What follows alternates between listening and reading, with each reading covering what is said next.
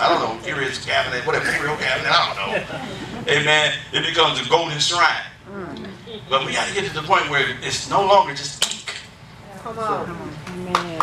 We want the word of God that's written on the tablets of our heart. There you go. That's when you're going to say, nevertheless. Amen. When it's written on your heart, it becomes an umpire to you. Amen. It becomes your guardian. And you can start saying, there's certain things that I just won't do. Certain things I just won't say. I can't be an emotional wreck. I can't be sensitive. I can't be, what they call that, frivolous with my sexuality and things of that sort, because, yeah, that's right, the word will keep you from that too. We think it just brings us money, bring healing, but it'll keep you holy too. Amen. Yes, it will.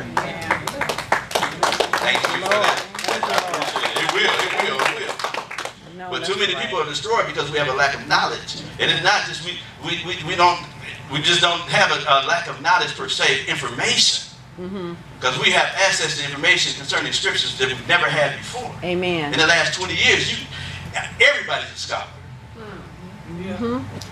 Everybody be like, you know what, let me go see. I'm just going to check out about it. Let me see what he just said was right. He said, what was that number again? G200, what? 278. Oh, 270. I'm going to check this out. I'll get back with you. Amen. So if you get up here and throw out some Hebrew terms and some Greek terms, not only in this pulpit, I'm talking about across the globe, you are in trouble because saints is going back to prove it. See, they're trying to catch you in your words. The religious devils, I mean the people that are religious, they want to catch you in your words. Get what I'm saying? So we have the spiritual aptitude. Our appetite can really be satisfied, but it's not satisfied only in what's written and what you know.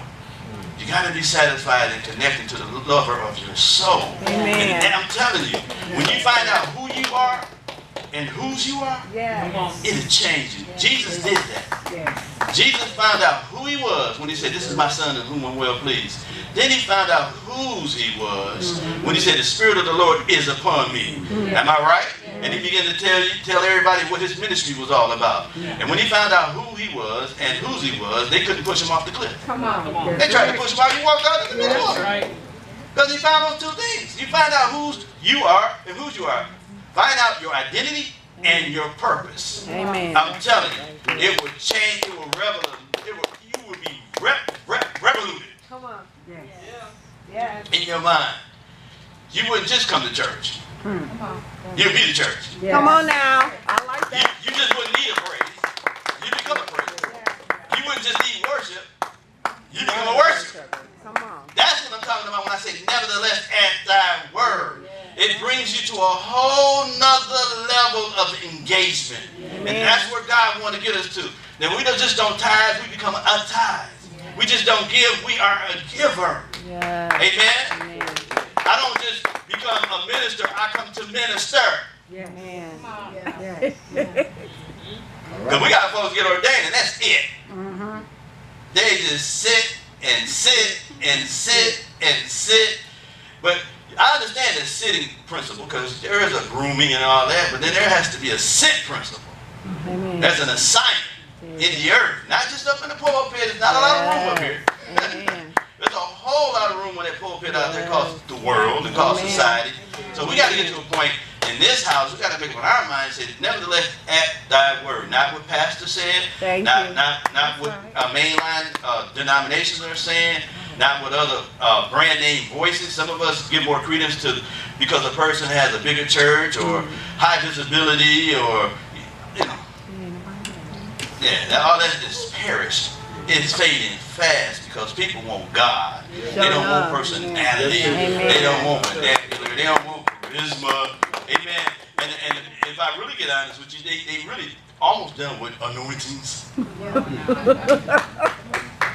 Now, I didn't say they were done with the anointed one. Come on. Christ. Yeah.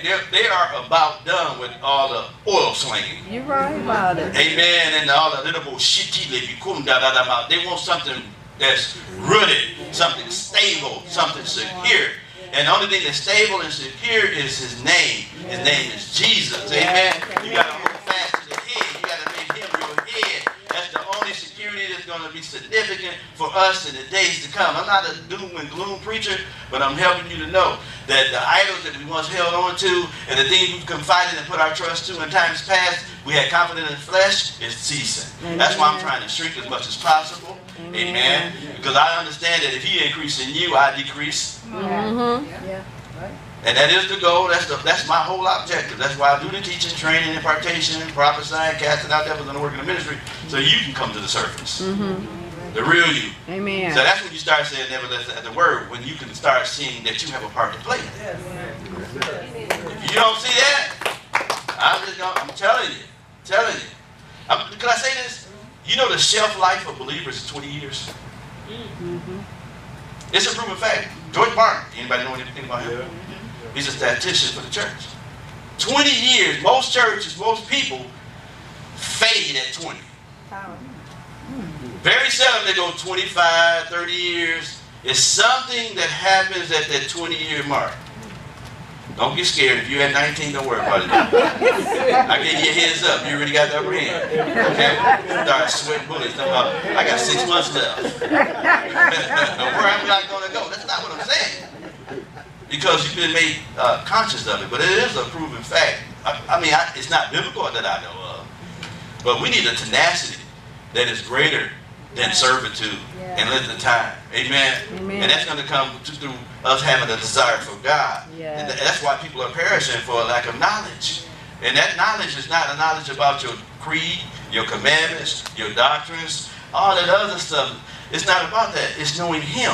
That's it. And that's why we finished on on Wednesday, we finished at Daniel 11 and 32. You can write that down if you can. It says that they that know their God should be strong and do get great exploits. People always tell me, I know God. Then you have to look at the fruit.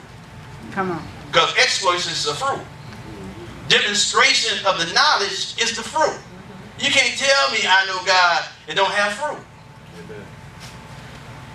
That lets me know you're stuck in religion. You're stuck in church. When you know God, there is an expression that comes from your life.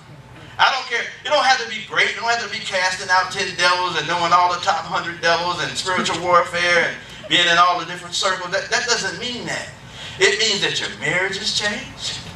Whoa, really? Yeah. Your finances, it's a feat to get out of poverty. It's a feat to get out of poverty. And it's a feat to have enough money that whenever you want something, you can get it. Let me tell you something. I'm not talking about your line of credit. No, come on. That's good too. You need line of credit. I'm not knocking that. If you got a 700 something, score, go for it. That's a blessing.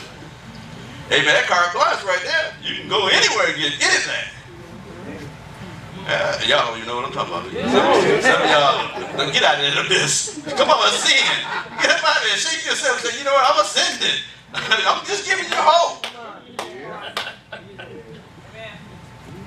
But when you start doing great exploits, it's when things around you start changing.